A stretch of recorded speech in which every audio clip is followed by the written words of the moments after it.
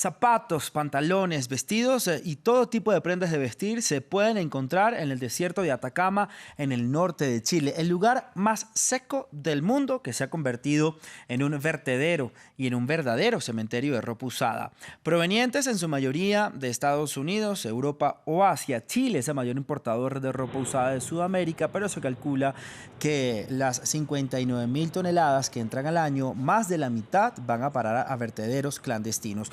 Además de Chile, África es el mayor vertedero de nuestra basura electrónica. Más de 352.000 toneladas de residuos tóxicos salen cada año de la Unión Europea hacia países en desarrollo de África, Europa del Este y también de Asia. Todo un verdadero problema, nuestros residuos, lo que nosotros generamos. Para ello, entonces, quiero saludar a nuestra segunda invitada. Ella es Cintia Menéndez, coordinadora de Ciudades Sustentables de WWF México. Gracias, Cintia, por estar con nosotros en Directo América de France 24 para abordar esta triste realidad, este problema que nos estamos nosotros pues echando nuestra misma basura encima y no estamos haciendo nada al respecto. Le pregunto entonces cuál es el problema real con estos residuos de basura. Hola, muy buenos días. Pues muchísimas gracias por el espacio, por la invitación. Y efectivamente, pues ya es un problema que pues ya hablamos de una crisis, ¿no? El tamaño y la dimensión de nuestra basura en general, nuestros residuos, pues ya ha rebasado todos los límites que deberíamos de haber puesto desde hace muchos años, ¿no? Y realmente creo que el origen del problema es en lo que deberíamos estar poniendo atención, ¿no? Porque estamos en una economía lineal en donde todo lo que producimos, absolutamente todo o la mayoría, acaba terminando como basura, ¿no? Y no debería de ser así. Deberíamos encontrar ese valor que tienen los residuos al final de la vida útil de los diferentes productos y reintegrarlos a nuestra economía. Entonces creo que el problema deberíamos de atacarlo de raíz. ¿Por qué entonces no le damos un uso responsable a todo el material que desechamos y que se puede reciclar? ¿Qué está pasando? ¿Por qué no hay acciones concretas sobre esto?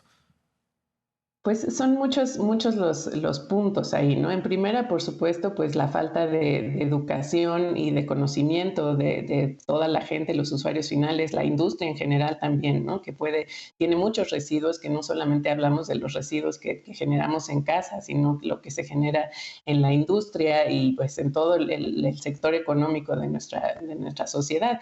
Y entonces, pues este es un primer punto, ¿no? La falta de conocimiento, la falta de educación, pero por supuesto también la falta de regulación es un gran vacío que deberíamos estar atendiendo para que exista la infraestructura adecuada, para que existan los modelos adecuados y no solo para fomentar el reciclaje, que como bien dices, pues esto puede ayudar de manera significativa a reducir el problema, sin embargo no lo ataca de raíz, ¿no? Tendríamos que estar pensando en cómo cambiar nuestros modelos de producción y consumo para evitar que se genere toda esa basura.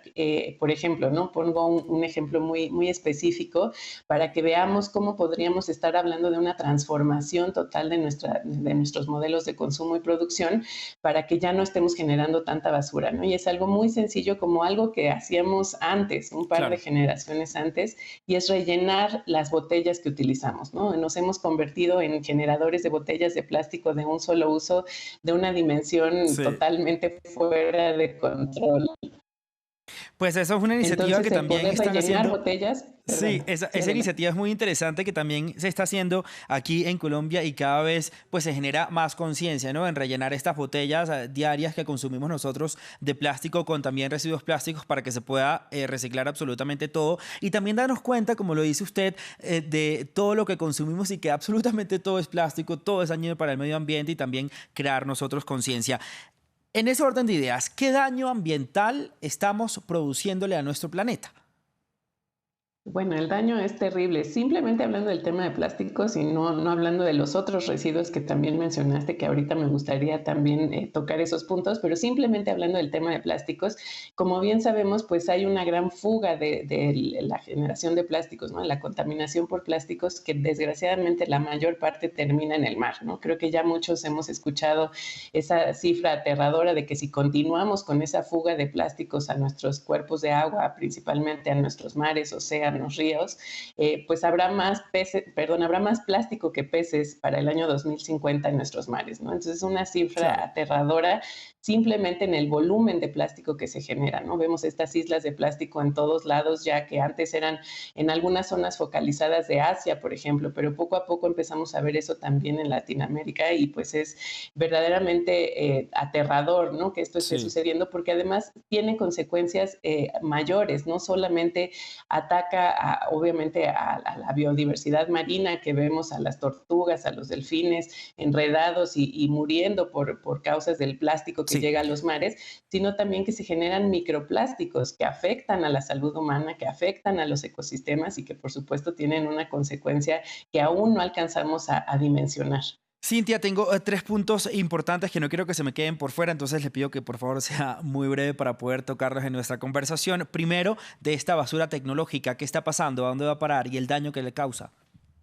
Sí, justamente ese era el otro punto que quería comentar, ¿no? La basura tecnológica es una de las más dañinas porque contamina, es tóxica, ¿no? Entonces contamina no solamente el sitio donde acaba dispuesta, que generalmente son tiraderos a cielo abierto, contamina también el agua por la lixiviación de todos los tóxicos, ¿no? Entonces, la mayoría de los desechos electrónicos no tomamos conciencia y los desechamos junto con el resto de la basura, ¿no? Entonces deberían de tener una disposición adecuada y se deberían de recuperar todos los materiales, ¿no? Hay muchos metales que son pues de difícil acceso, que tienen un proceso extractivo muy dañino para la naturaleza y que finalmente acaban también contaminando nuestra tierra, nuestra agua Claro. y todo porque no se recuperan de la forma adecuada. Estamos saliendo de una pandemia. ¿Qué va a pasar entonces con todos los residuos de la pandemia de COVID-19? Tapabocas, guantes, batas, los hisopos para hacer las pruebas. ¿Qué está pasando con eso?